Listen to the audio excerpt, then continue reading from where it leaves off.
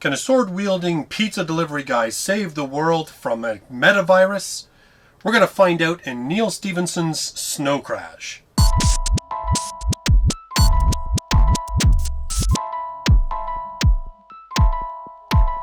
So today I'm reviewing the novel Snow Crash by Neal Stephenson. It was released back in 1992 by Bantam Books. It falls under the cyberpunk genre.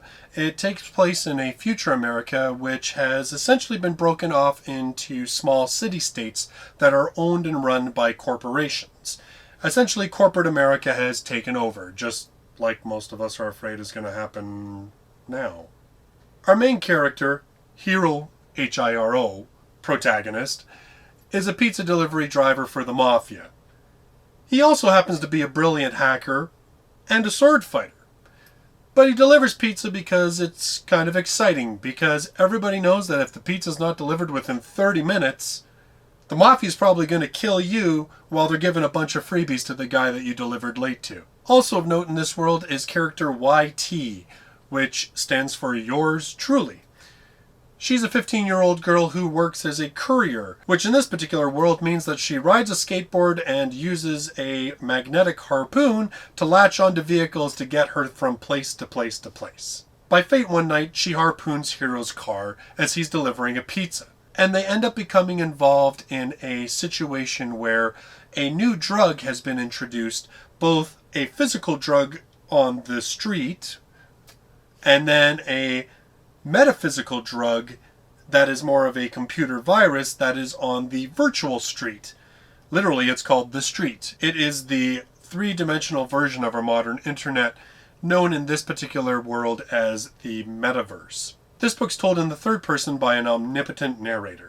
So we don't actually really get into the heads of the characters specifically. Instead, we have a narrator who's able to tell us what the characters are thinking. And it's also written in the present tense, which gives it more of a sense of immediacy. As I said, the society that this book takes place in is one in which corporations have run amok.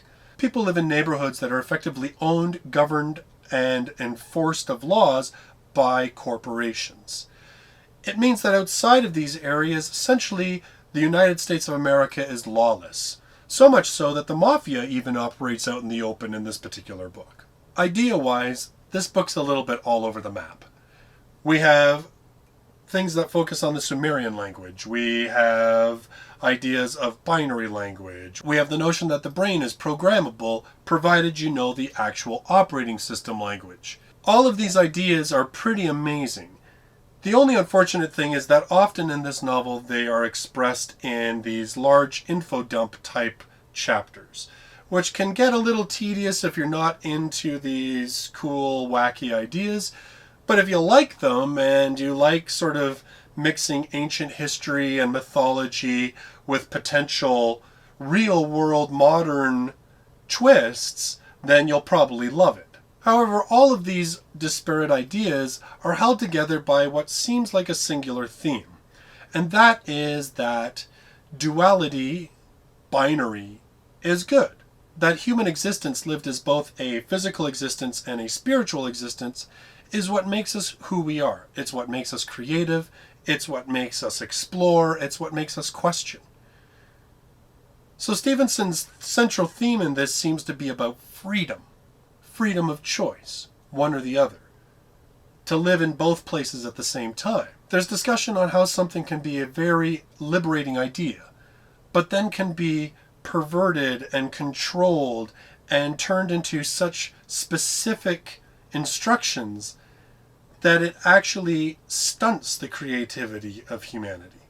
In this particular regard, he has quite a bit of a commentary on religion and how religion is practiced and how religion is taught and how religion is transmitted. It's not anti-religion, so I don't want you to get that idea, but it does have something to say about religious practice. Even the characters themselves are expressed with duality, from something as face valued as Hiro is a mixed race, so two races. His name is Hiro, so 2 syllables. YT is, her nickname is 2 letters, which are 2 syllables when they're combined. Hiro is this incredible hacker, but lives his life as a delivery guy, as sort of a bum, denying who he is. YT is this courier who does all of these crazy, dangerous things, but yet when she's at home, she presents this prim and proper, dutiful daughter routine to her mother. So duality is seen in all of this. And the character arcs themselves, because they are based on this duality, have some great movement. Some great ideas about accepting who you are and finding comfort in the combination of your existences as opposed to trying to live them in vastly separate ways. It's about finding that harmony and unity in combining both things into a singular whole. As a novel, Snow Crash is really enjoyable. It's got a lot of action. It's got a lot of great ideas. The setting is awesome in and of itself and incredibly creative. The characters are interesting, engaging, and have definitive growth over the process of the book. My only two complaints with this novel would be, first off, the info dump chapters, which initially I was not that put off by because I liked some of the ideas that were being discussed, and I thought it was a very interesting way to view old myths and how those myths may have been based on some form of reality. But it got a little tedious here and there as you were going along, and you sort of felt that the author wasn't trusting you to have picked up on certain things and that now you were having it spoon-fed to you. My only other complaint with this novel was the ending, which I don't want to spoil in any way for you. It was a good ending. I don't want to take that away from this. But I found that the ending to me wasn't quite as satisfying as I had hoped. So Snow Crash, not a perfect novel, but definitely in that 4 out of 5, 7.5 out of 10 star range. Definitely worth reading. Full of interesting ideas. If you like this general review, and you read the novel and you want to see sort of my thoughts a little bit more in depth, I'll put a link right here for a playlist. And I read this novel in 4 parts, and I discussed each part in a separate video. So I did sort of an overall reaction to each section. But there are spoilers, so I don't suggest you view them unless either A, you don't intend to read the book, or B, you've already read it. So that's my review on the novel Snow Crash by Neal Stephenson.